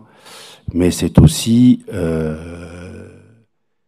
qu'ils sont passés tout près, pour ne pas dire de condamnation pénale qui aurait eu des conséquences extrêmement graves. Et c'est à ce moment-là qu'ils ont commencé à envisager dans les transactions qu'ils faisaient d'accepter, lorsqu'ils restituaient une œuvre à une collection, de s'engager systématiquement si une œuvre de la même collection leur était déposée, à la conserver, à prévenir la famille, bien sûr à ne pas donner le nom, parce que c'est pas possible pour eux, de la personne qui leur avait confié, mais de faire en sorte que ensuite chacun puisse défendre ses droits, mais surtout de ne pas restituer l'œuvre quand ils étaient saisis. Donc il y a vraiment eu, de ce point de vue-là, un effet des procédures pénales, même si elles ont été longues et pénibles. Mais enfin, c'était une époque où des grandes galeries, moi j'ai souvenir d'une grande galerie de Chicago, spécialisée dans la peinture dans la peinture hollandaise du XVIIe et du XVIIIe siècle, qui avait dit qu'un tableau qui figurait au Bénézite, sur lequel il était marqué Stolen by the Nazis, ce qui était tout de même relativement... et puis c'était la dernière ligne du cartel dans le Bénézite, expliquait qu'il ne pouvait pas connaître l'origine de spoliation du tableau. Et il voyait bien qu'il s'aventurait vers un risque pénal assez douloureux. Donc je crois quand même que ça a eu un effet déclencheur assez important. Encore une fois, il y a une vingtaine d'années. Aujourd'hui, on n'en est plus là, mais ça a bien servi. Voilà. Mais encore une fois, toutes ces procédures, elles sont très utiles, évidemment, au cas par cas et pour chacune des restitutions. Mais ça ne règle pas le sort des 40 000 œuvres qui n'ont pas été restituées à ce jour. Tous les jours, on croise des gens qui vous disent que dans un musée, ils ont vu un tableau qui leur appartient, quand ils vont au Louvre, quand ils vont dans tel ou tel musée, et c'est un combat ensuite de plusieurs années. Donc il faut vraiment que ça passe par encore une fois, une volonté de restitution. Moi, j'ai une petite idée sur la façon dont ça pourrait être fait, parce que je crois qu'on ne pourra amener les musées et les autorités culturelles à changer d'état d'esprit que s'il y a une porte de sortie pour elles. Et si elles sont dans une situation d'accusation permanente, je crois qu'on ne parviendra à rien. Donc moi, je crois qu'il faudrait en fait enfermer, mais c'est une idée personnelle, et voilà, je l'ai soumise. Elle a été à moitié retenue, mais pas complètement. Je crois qu'il faudrait enfermer une période de recherche proactive, de restitution, en particulier des MNR, en fait, de tout ce qu'on peut avoir en France d'identifié, dans une période de temps relativement courte ou longue, je ne sais pas ce que c'est, je ne sais pas si c'est 5 ans, 10 ans, 15 ans, peu importe, j'en sais rien. Et puis ensuite décider que le solde sera déposé dans soit un musée des spoliations, soit par exemple au musée d'art et d'histoire du judaïsme, soit une section particulière au Louvre. Mais enfin bon, voilà, je pense qu'il faudrait offrir une porte de sortie culturelle et liée à cette période de l'histoire et à ce morceau, à ce moment-là, d'œuvre qui subsisterait. Si on n'offre pas de porte de sortie positive au ministère de la Culture, je crois qu'on n'y arrivera pas. Voilà. Vous vouliez ajouter quelque chose? Je voulais ajouter quelque chose sur le pénal civil, effectivement. Il y a eu une décision concernant un tableau hollandais du XVIIe de la collection Schloss, effectivement une condamnation pénale. Oui, exactement. La difficulté, ce que j'ai dit, c'est quand, si on est en matière pénale, on doit prouver la mauvaise foi de celui qui détient. Tandis que l'ordonnance du 21 avril 1945 crée une présomption de mauvaise foi, une présomption irréfragable, c'est-à-dire une présomption qui ne peut pas être renversée. Et donc, le propriétaire ou les descendants du propriétaire sont en position, sur ce point juridique, beaucoup plus forte, parce qu'ils n'ont pas à rapporter la preuve de la mauvaise foi. Et c'est la grande création de cette ordonnance de 1945, qui est quelque chose juridiquement un peu bizarre, c'est qu'il y a une présomption de mauvaise foi. Effectivement, les détenteurs viennent dire, mais moi j'ai bonne foi, j'ai acheté chez Christie, chez Sotheby, je ne pouvais pas imaginer. Oui, mais vous êtes présumé de mauvaise foi. Et la Cour de cassation vient de dire, cette présomption est tout à fait conforme à la Constitution. C'est un premier point que je voulais souligner. Deuxième point, il y a une différence entre les MNR, qui sont détenus par l'État et que les conservateurs entendent conserver, et puis les autres tableaux qui ont eu une vie, qui ont été spoliés, mais qui ont été vendus, revendus, mis sous séquestre, etc. Et les schémas, je pense, de restitution sont un peu différents, puisque les tableaux qui ne sont pas MNR, l'État français n'a pas aujourd'hui sa responsabilité engagée. Il l'a eu à l'époque, puisque l'ordonnance de 1945 vient bien parler des spoliations qui ont été faites par l'État français, bien évidemment. Alors justement, sur cette question de la porte de sortie, c'est peut-être quelque chose d'intéressant justement à imaginer des solutions pour les musées. Et est-ce qu'on ne peut pas aussi imaginer que finalement les musées, même s'ils ne s'en rendent pas compte, auraient à y gagner? Parce que peut-être que on peut imaginer aussi que c'est quelque chose qu'attendent les visiteurs des musées, c'est-à-dire d'en savoir plus. Il n'y a rien qui intéresse plus un visiteur du musée que de savoir l'histoire de l'œuvre qu'il est en train de regarder. La question s'adresse à moi. Écoutez, oui, dans un élan d'optimisme béat, je vous dirais que si j'étais ministre de la Culture, les choses se passeraient comme ça. Mais dans un sursaut de réalisme pessimiste, je vous dirais que les ministres passent et que les administrations demeurent. Et par conséquent, des comportements ancestraux, pour les faire changer, c'est très compliqué. Oui, je pense qu'il y a tout de même, avec la recherche de provenance, l'évolution peut-être des enseignements, de la formation des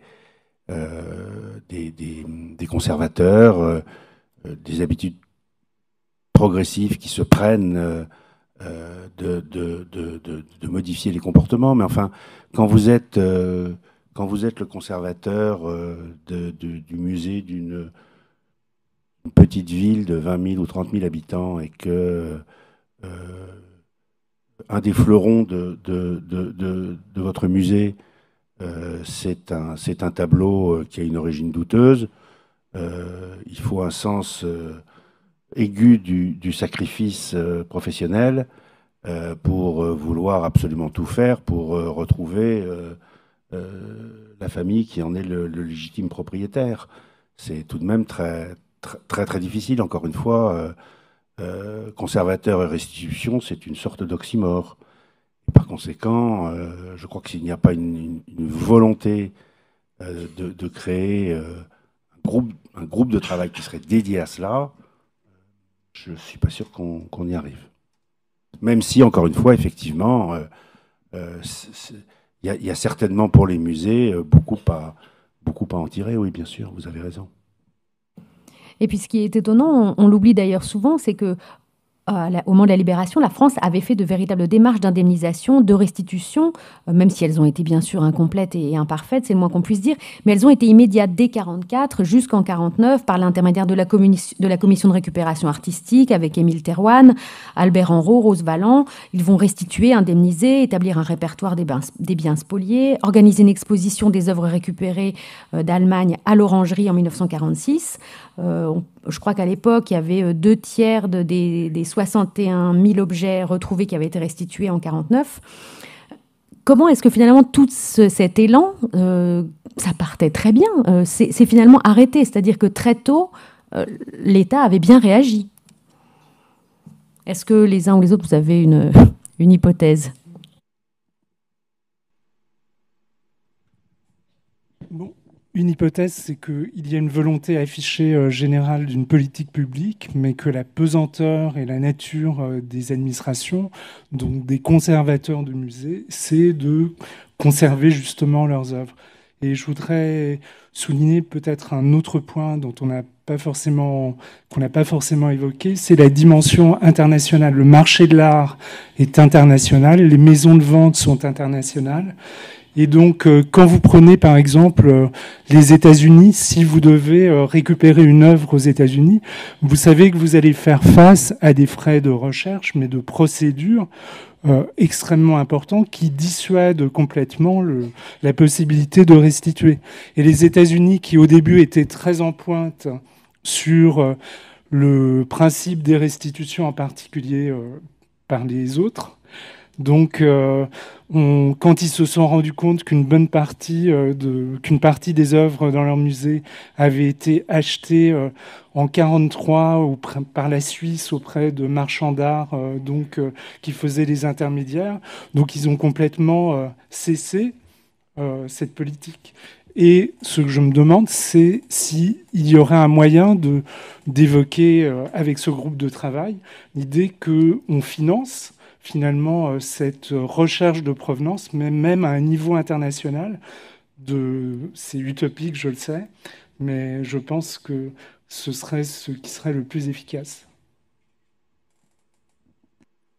Et peut-être, pardon, mais sur votre question, ce qui a changé aussi, c'est par rapport à cette période d'après-guerre, c'est les outils tout simplement. Parce que pour le coup, on a travaillé d'ailleurs notamment avec ces fichiers qui ont été constitués de récupération artistique, Rose Valland, mais c'est des fiches, c'est fait avec les moyens de l'époque. Quand on voit aujourd'hui que la donnée numérique est devenue en soi une richesse et qu'on a toutes les manières de le traiter, et puis il y a la dimension internationale, effectivement, c'est-à-dire que tout le monde n'est pas forcément revenu en France, des gens sont partis dans d'autres pays, aux États-Unis, en Israël, sur d'autres continents. Aujourd'hui, cette contrainte territoriale, si je puis dire, on peut en faire fi totalement si on venait à rendre davantage accessible par la numérisation, par exemple, mais le traitement de données, s'il y a un domaine dans lequel on a connu un progrès, c'est bien le traitement des données, qui permettrait de rendre les choses beaucoup plus efficaces, lisibles, accessibles, et de faire des liens, de faire des connexions. Ce qu'il est impossible de faire aujourd'hui avec un fichier papier écrit sous forme de fiche. Ouais, sur ce sujet-là, je crois qu'il faut être prudent. Il faut se méfier des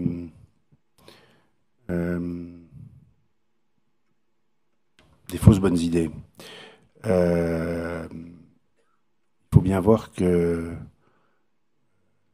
les victimes de spoliation tiennent d'abord toujours à une très grande discrétion. Et c'est parfaitement légitime de leur part. Et donc l'utilisation d'outils Internet qui, d'abord, ça pose sûrement des problèmes légaux, enfin bon, mais de diffusion des listes, des informations, etc. Au moyen d'Internet, c'est séduisant, mais à deuxième réflexion, ça une certaine prudence s'impose sur les accès et la multiplication de l'ouverture de ces informations, parce que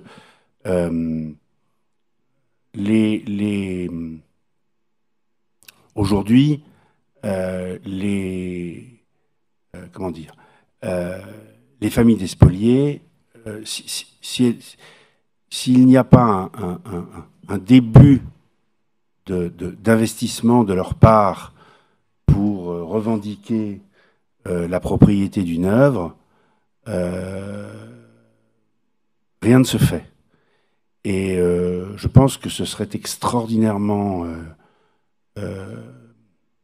préoccupant d'avoir des listes d'œuvres qui soient comme cela accessibles en direct pour tout un chacun, pour 7 milliards de personnes, hein, parce qu'il faut bien dire que c'est cela, sur Internet. Je crois qu'il faut être... il y a sûrement des choses à faire, mais je pense qu'il faut être extraordinairement prudent sur l'utilisation de ces nouveaux outils dans ces matières-là. Quels pourraient être les risques, à votre avis, Pierre-François Weil, justement, de la disponibilité de ces listes?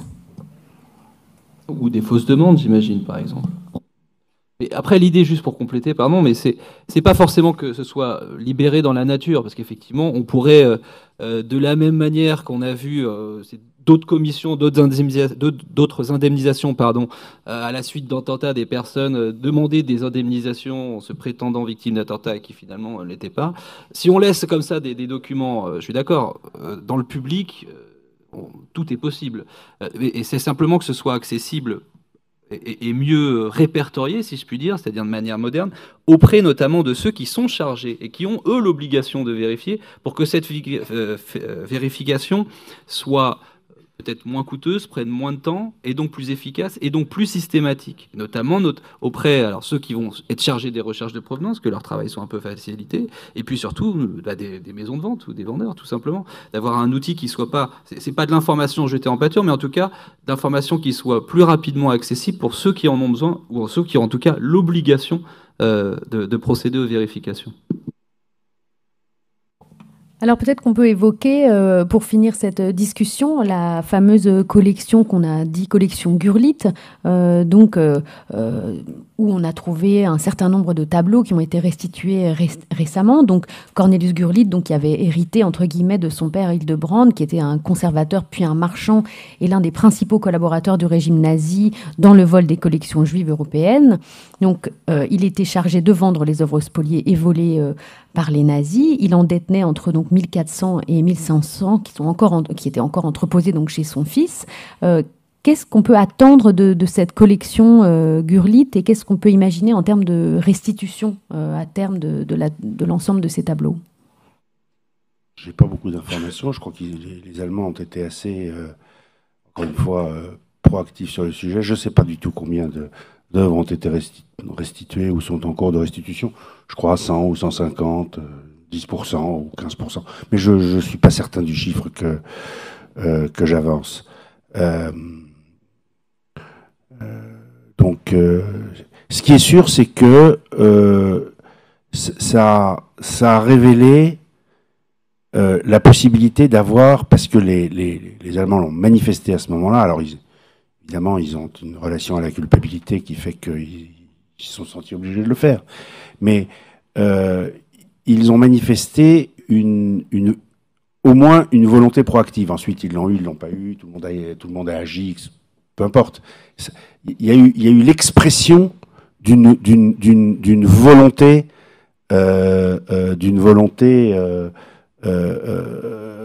institutionnelle de restitution. C'est-à-dire qu'il a été affiché que ces 1500 œuvres avaient vocation à être restituées et qu'on allait mettre en place des chercheurs sur les origines de provenance, un budget,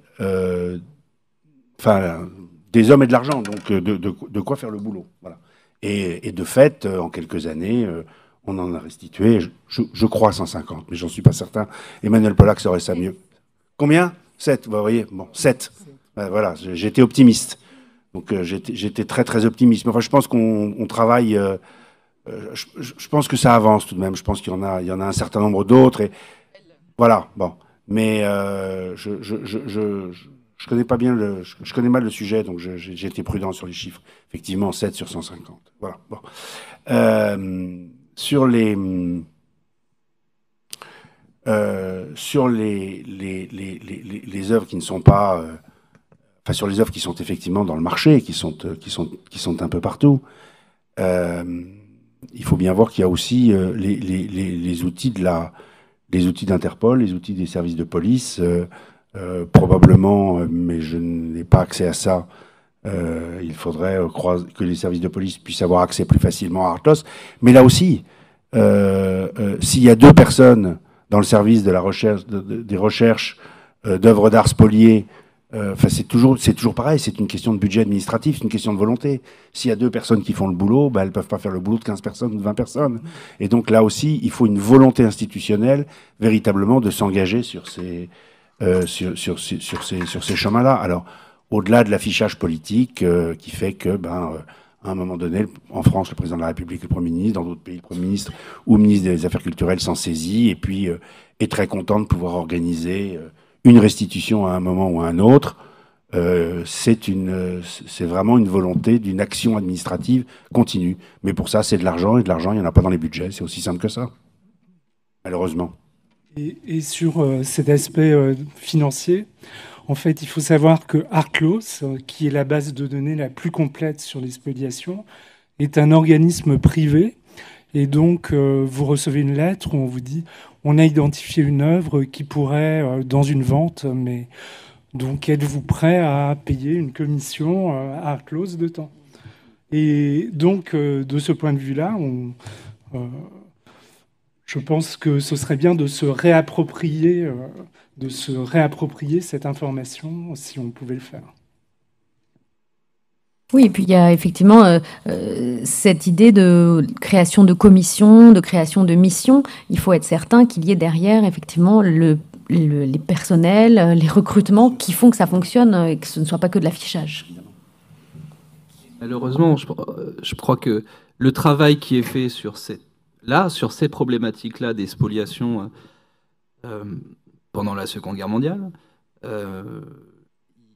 il faut aussi tirer à un moment les leçons de tout ça, parce que malheureusement, ces épisodes de pillage, de spoliation, il continue alors sur d'autres régions du monde, mais il continue à y avoir aussi des épisodes de pillage, de guerre. Je me souviens à l'époque, je rédigeais un mémoire sur les aspects juridiques internationaux européens des politiques d'acquisition des musées, et en même temps la guerre en Irak, les musées aussi, toutes les œuvres qui disparaissaient. Donc il y a un moment, est-ce qu'il n'y a pas aussi au niveau international, il y a des conventions de protection des biens culturels, mais sur cette question aussi des restitutions, parce qu'on sent que ce soit sur les biens dont on parle, mais au-delà, la question elle est de plus importante et elle émerge de plus en plus, et peut-être même de plus en plus loin dans l'histoire, mais la question se posera aussi pour des événements et des tragédies plus récentes.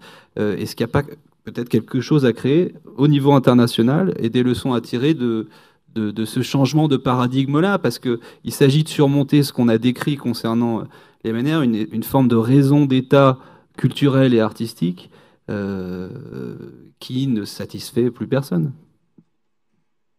Alors merci beaucoup d'avoir bien voulu participer à ce débat, de partager vos expériences. Pour ceux qui ne l'ont pas fait, je vous invite à aller voir les 2 tableaux dont on a parlé aujourd'hui et qui sont dans l'exposition. Et puis peut-être maintenant, on peut mettre en place un moment de questions et de réponses avec les gens qui souhaitent poser des questions à nos invités.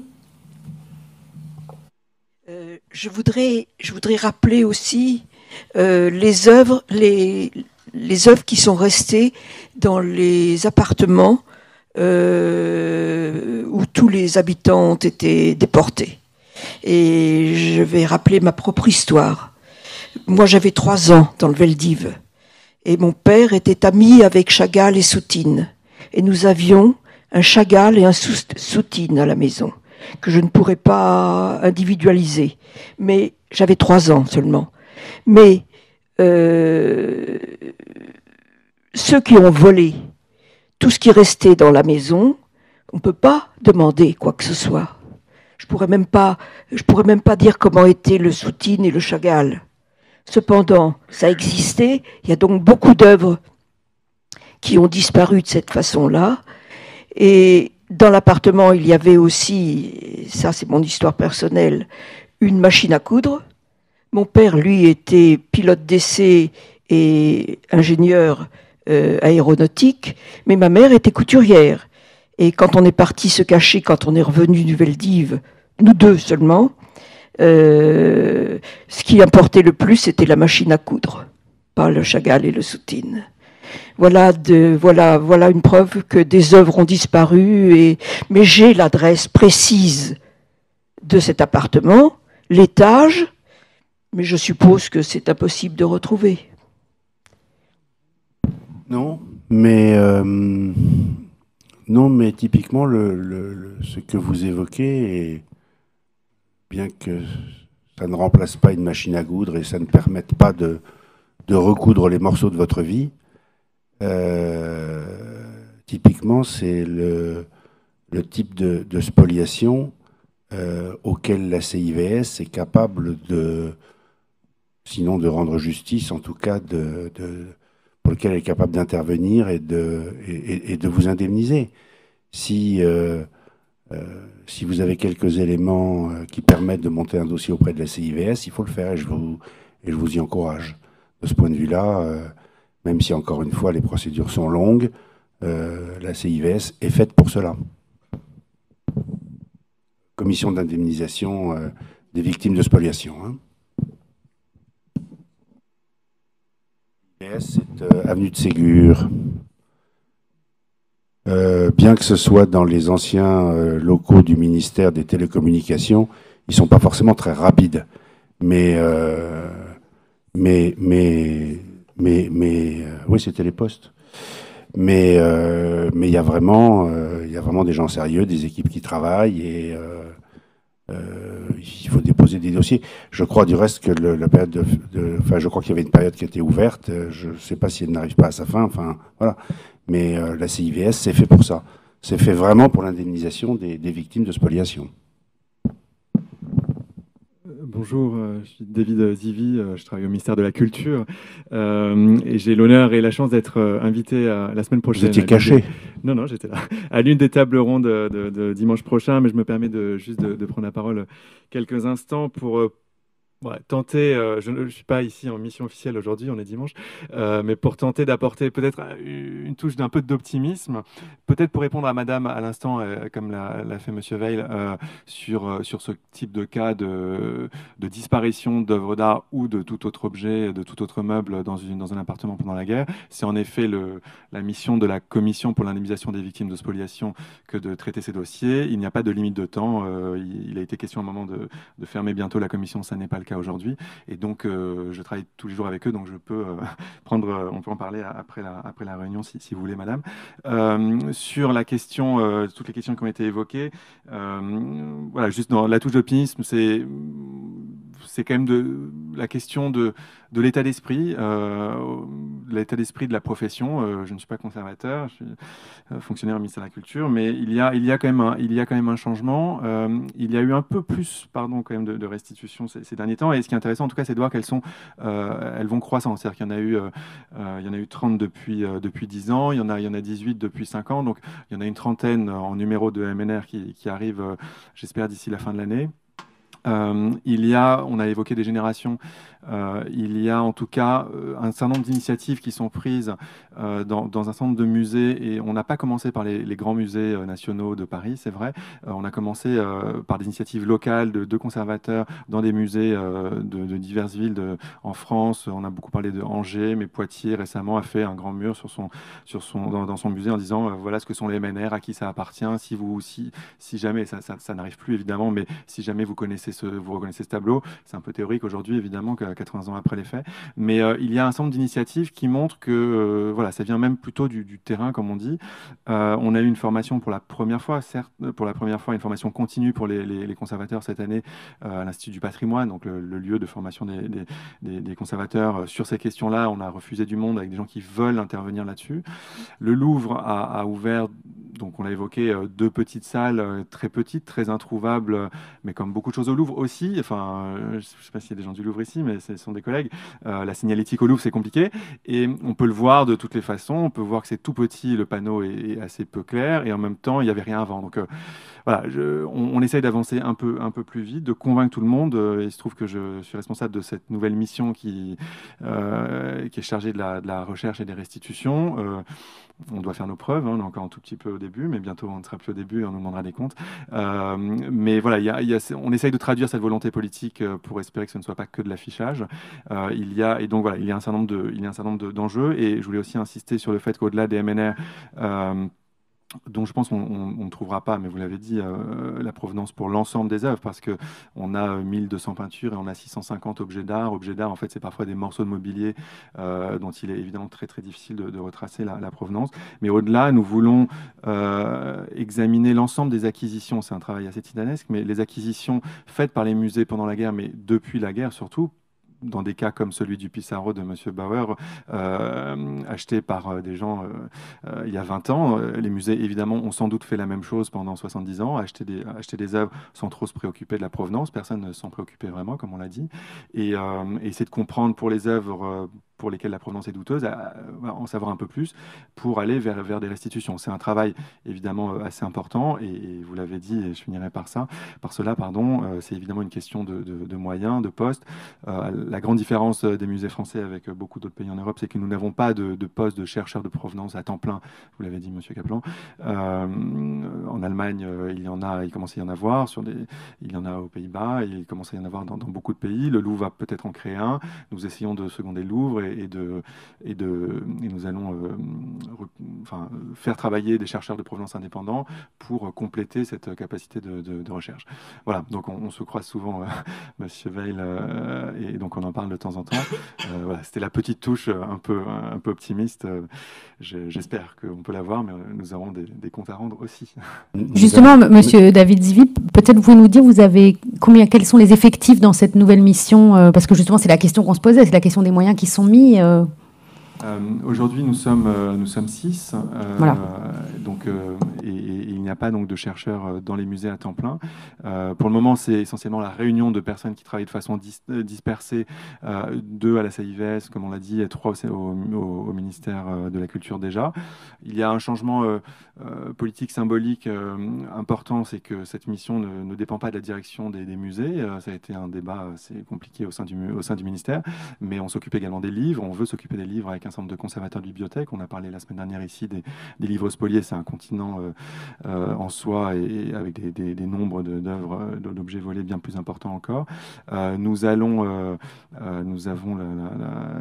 la possibilité de recruter une personne supplémentaire, et donc peut-être pas par ailleurs avec des emplois permanents, mais de faire travailler avec un budget spécifique qui a été identifié au ministère de la Culture, de faire travailler un certain nombre de personnes chaque année de façon indépendante, comme le font beaucoup les Allemands, sur des contrats les plus longs possibles, mais pas permanents, pas de poste de fonctionnaire, mais de faire travailler des gens en plus. Et c'est évidemment la clé, c'est la clé de l'avancée possible.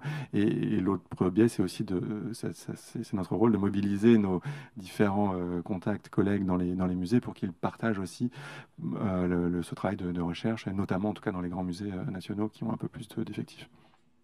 Si vous me permettez, je voudrais ajouter juste une chose.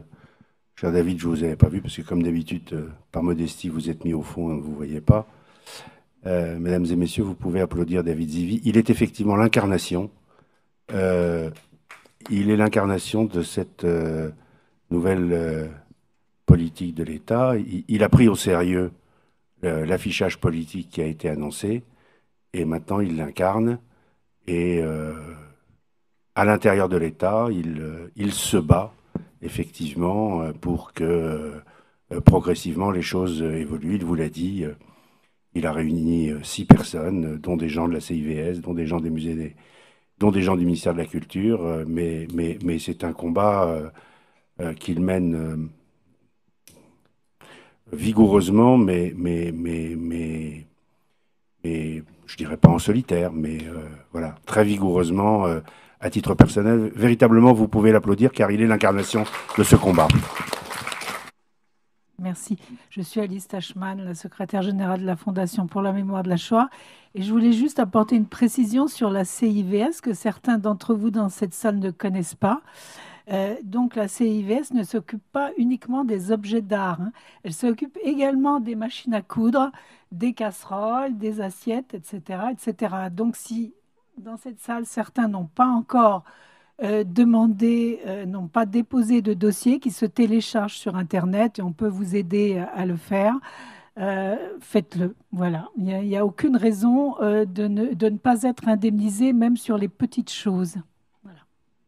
Je voulais remercier encore une fois tous les participants à ce débat qui ont la gentillesse de venir partager avec nous leur expérience et nous expliquer un petit peu les méandres compliqués de ces longues démarches juridiques. Voilà. Et puis merci au Mémorial.